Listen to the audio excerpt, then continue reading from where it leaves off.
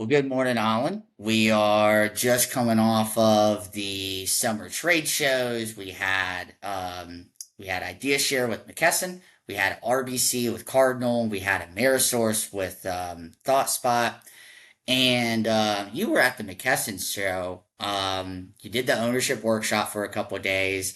And a very common question that we get when you do the ownership workshop, either from current students or students that have done it in the past and they see your booth and they stop by, has to deal with asset sales.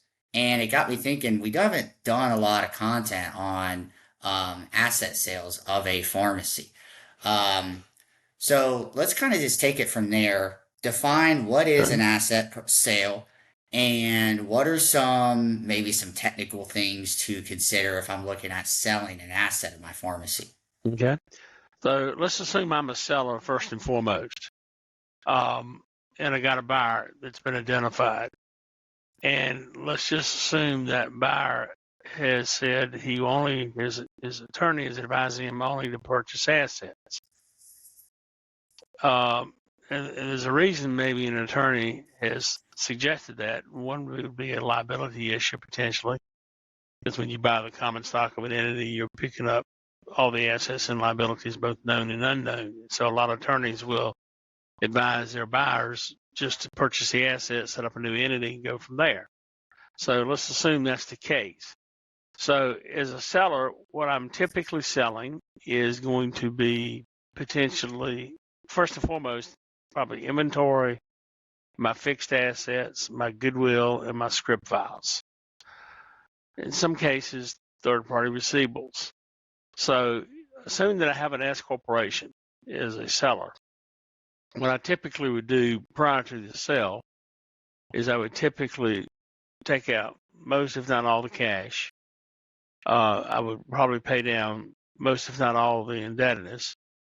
And then at closing of the transaction, we would price the asset sales individually, kind of cherry picking, if you will, what the buyer wants to purchase. And again, let's assume that it's third party. Let's just assume it's inventory, fixed assets, and goodwill and script values. So the buyer and the seller are going to agree to an asset price sale for each one of those items. Now, again, I'm a seller, so the inventory is going to be whatever the inventory is on the night before the close. Pure and simple. It's pretty simple.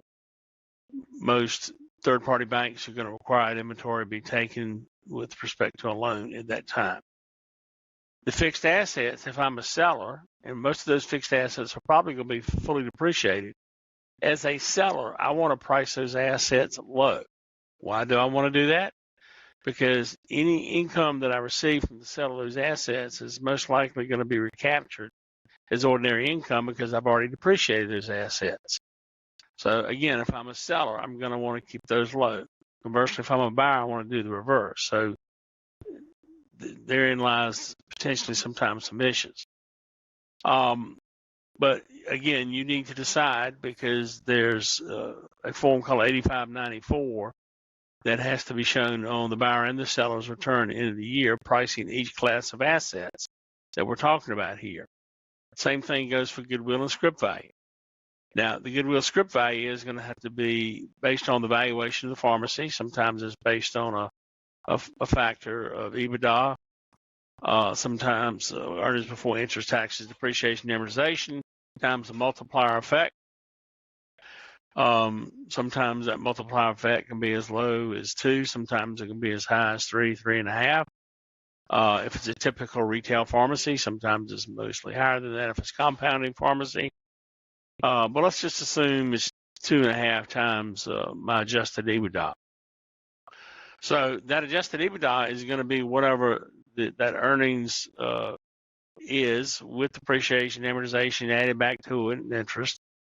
As recasted, if adding to that any personal items that I may have, like a defined benefit retirement plan, I may have some convention travel, I may have some other quote unquote semi-personal items in there that if a buyer doesn't want to have to pay for those essentially in the value of that earnings stream. But what the seller is trying to attempt to do is to show the largest stream of earnings before interest, taxes, and depreciation and amortization with those recasted items added back to it as possible.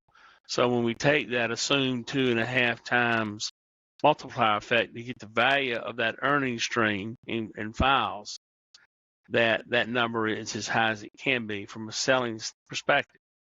So as a seller, if it's something that I have, I've been in a startup pharmacy. Let's assume I've been in the pharmacy for 20 years, and I have not purchased files from the outside. Then all those files and goodwill sold there would be a capital gain asset taxed at the preferred long-term capital gain tax rates. So that's the preferred way, and that's typically the majority of the transaction in the sale transaction. So we've got that price separately. We've got the inventory price separately. We've got the fixed assets priced separately. And again, I'm pulling out all the cash after I probably pay down my debt. And that's typically how that transaction works, is from the selling perspective. And again, the majority of those assets being sold is going to be goodwill script value. Now, alternatively, those script files, if I don't really have the EBITDA that really gives me the value that I want, may be sold based on a factor of the latest annualized scripts that I have filled over the latest 12-month period of time. We have seen those numbers in the last year and a half run from maybe a low of $3 per annualized script to as high as $12. But those numbers per script are definitely lower than they used to be. It used to be like in the $10 to $15 range, but it is no longer in that particular range based on what the PBMs are reimbursing and the lack of profitability in many pharmacies over the last few years with gross profits being down. So those are the two ways typically we see the files being valued. One's on the EBITDA side, another's on the per script file side. There are other valuation metrics that could be used. We don't see those being used very often, like a percentage of sales or something like that. They're often talked about in valuation classes, but in reality, the two that I mentioned is really what's used in the real world. Interesting. And you may have talked about this already. I know you've talked about this on the ownership workshop video resource recording that you and Bonnie did. So if you're listening to this and you haven't been to an ownership workshop, make sure you sign up for it. You get access to that recording, and there's a lot more technical things in terms of buying, selling, and starting that Alan and Yes. Bonnie get into. Um, and maybe we talk about this in a different episode, but something that with asset purchases that you talked about before is asset allocation. Essentially how that works if you're a buyer looking to purchase assets. Can you go into a little bit more detail into that? Well, the reverse of what we just talked about, if I'm a buyer, is going to be exactly the same situation if it's an asset purchase. If I'm a buyer, I'm looking to value the inventory exactly what the inventory is the night before the sale. I'm typically not buying third-party receivables. I'm typically setting up my own LLC, probably making an S election.